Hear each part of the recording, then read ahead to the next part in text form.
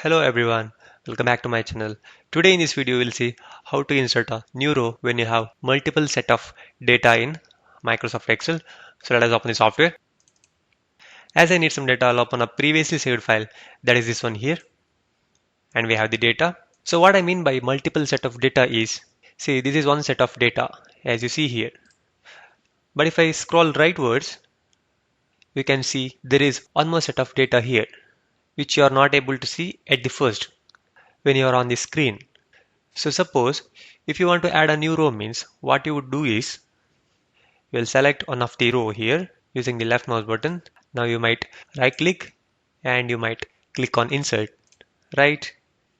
So let us go rightwards. See, you wanted to add a new row here. But the problem is when you add a new row there, even this data is modified here, as you can see here. But you don't want this to happen. You don't want to modify the data over here. So in this case, what you can do is come to this data. Now select the row number 7, right click, click on delete.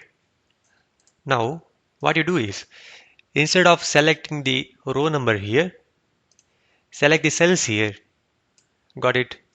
Now right click somewhere inside the selection and click on insert. So you'll see this kind of a dialog box where you'll have to select the shift cells down and click on OK.